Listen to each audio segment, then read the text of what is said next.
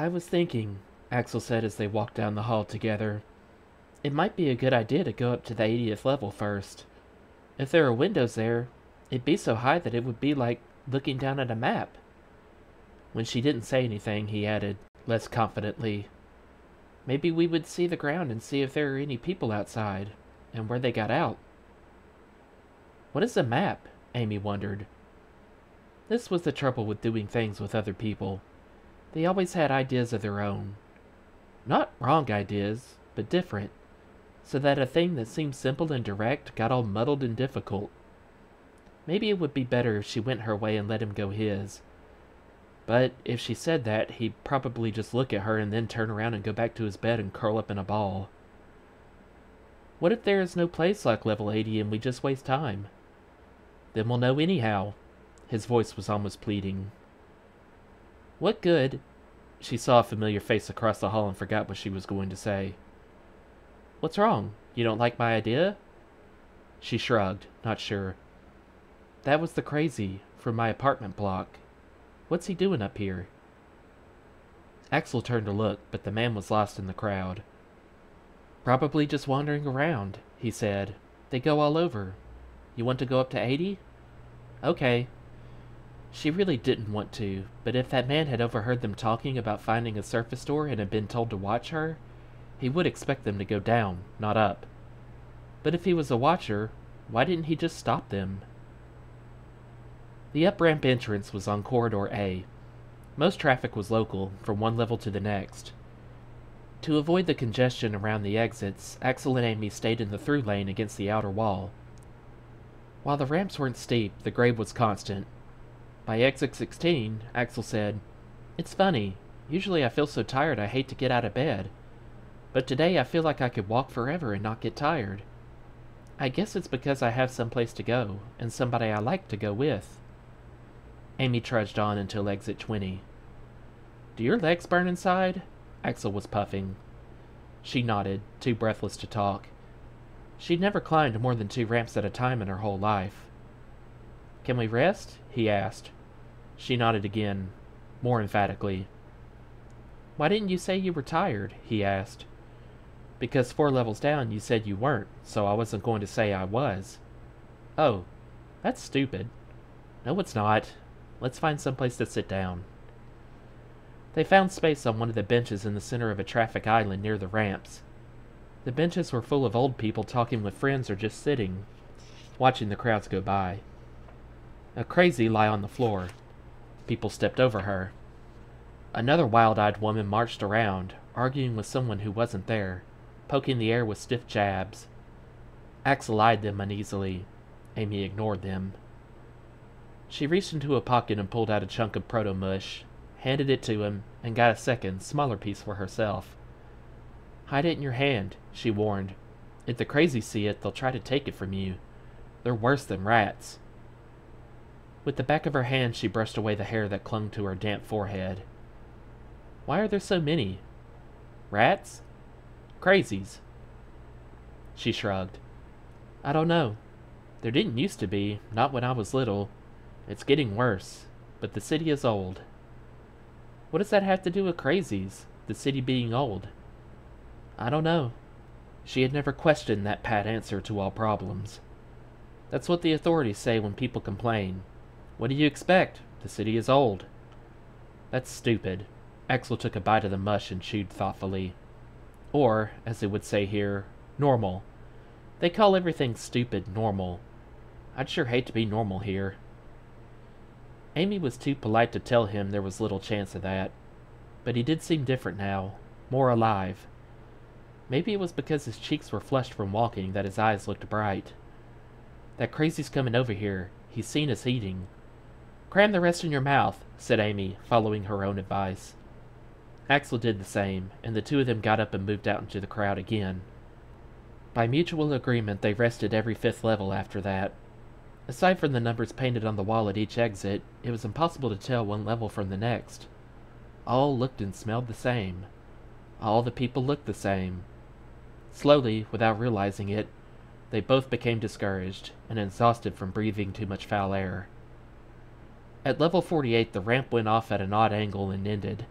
Just like that, with no notice and no explanation. Where the next up-ramp should be was an area that gradually curved into the down-ramp. Garbage! Amy swore. There's no 80th floor. It was all a dumb story to tell kids. We came all the way up here for nothing. She felt like kicking something, or crying, or both. They stood looking one way, then another, bewildered. Maybe the next ramp goes up. Then why not here too? He shrugged. It was just an idea. We could go see, or ask somebody. We could go back down too. It's just about the same distance. You sure quit easy, he said. I don't. You do. The first time something goes wrong, you're ready to quit. You could at least come with me and look. Okay, she agreed grudgingly. But I think it's a waste of time. We could have been outside by now maybe if we'd gone down instead of up. Or we could be running around in tunnels not knowing which way to go, like I did every time before. That caught her attention. How many times have you tried to find your way out? 6. 6? They caught you and brought you back every time? He nodded, shamefaced. When I used my ID card to get food or ask someone questions, a guard would always get me right afterward and take me back to 12. Why didn't they take you to rehabilitation? Because they think I'm crazy and rehab wouldn't help. That's what I heard one say. It would just make one more crazy. Amy thought that over and wondered if they'd be so lenient in her case. Still, if Axel knew he wouldn't be punished... Why didn't you ever come up here by yourself to look? I didn't know there was supposed to be any place you could see out. Besides, I probably would have been too scared to come alone. Oh. There was a pause. I always was, she admitted. And I always wanted to see 80. She started toward the corridor. Let's find a public Santa before we decide anything else. The boy made a face. Do we have to? I have to. Oh, me too, if we're being honest. The Santa was marked by its blue and white design of dancing water, a sign far more inviting than the interior. Public Santas were dangerous places, and children were encouraged to avoid them. There was supposed to be a guard assigned to each room, but the guards were never there. A security camera scanned the area, but the camera was usually broken. Don't look at anybody, and move fast, advised the city-wise Amy as she eyed the disreputable-looking adults who lounged inside the door. Pretend you have to throw up. That keeps them away. Do what I do. She put her hand over her mouth and began to run, making retching noises in her throat. Axel ran after her, noting how Amy deliberately bumped into people and gagged. Instinctively, the adults jumped back or shoved the children toward the toilets until Amy and Axel found 2 vacant cubicles and slammed the doors behind them. That was really smart, Axel said admiringly when they were back in the corridor again en route to the far ramp. Where'd you learn that? Anita, the big girl who sits across from me. Oh, I don't like her much. Don't worry about it, Amy suddenly grinned. If we're lucky, we'll never see her again. Axel started to grin back at the thought, and then, to her surprise, his face twisted as if he were going to cry. What's wrong? She asked. He turned away so she couldn't see. It took him a little while before he could answer. Nothing. I just thought what it would mean if we had to see her again. It would mean we're still trapped. If we have to go back, we'll just try again, she spoke more bravely than she felt. A siren went off down a side hall. Amy's stomach cramped at the sound. Maybe they'd been seen. To clear the right-of-way, the traffic crushed together and came to a near halt until the bright yellow car passed. People craned their necks to see who or what was in the vehicle. All Amy and Axel could see were the backs and shoulders ahead of them. Both children mouth-breathed to lessen the stench of body odor. Axel stood with his hands over his ear guards, his eyes squeezed shut. Amy waited in controlled panic and wondered if it was true that she was trapped. For, if she was, then so was everyone else.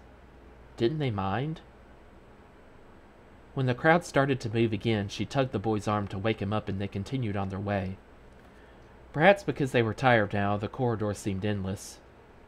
After a time, Amy thought to look at the hall numbers. The school tapes lied. Every level was not the same. There were 72 halls in her sector of level 9, and a ramp every 20 halls. The hall they were passing here was number 96, and no ramp was in sight. Axel hadn't noticed, and she didn't say anything, wanting to figure out for herself how this could be. But she couldn't. There was no one to ask without revealing her strangeness to the area and the fact that she didn't belong here. She would wait and see. Maybe this was the top level? After Hall 121 came the ramps. They were narrower and much steeper, and the pavement was lined with traction bars. There were wheel marks on the pavement, as if a lot of emergency vehicles went up and down here. The children, already tired, trudged upward, eyes on the ground, seeing little around them, ear guards on, shut into their own determined little world. Up one slope, around the curve, up the next slope, dodge around people, around the curve. Rest. The time for their evening meal came and went without their knowing it. Ramp traffic thinned as time and levels passed. From level 65 on up there were gates and turnstiles. ID cards were needed to leave the ramp. They did not want to use their ID cards and betray their presence so far from home, so they leaned against the wall to rest and then went on. There was almost no traffic now. Both were so tired they could hardly lift their feet. When they reached the exit to level 70, they found no turnstiles there. "We'd feel better if we rest and eat," Amy said, and Axel nodded in agreement, too tired to talk. They left the ramp and stopped in exhausted bewilderment.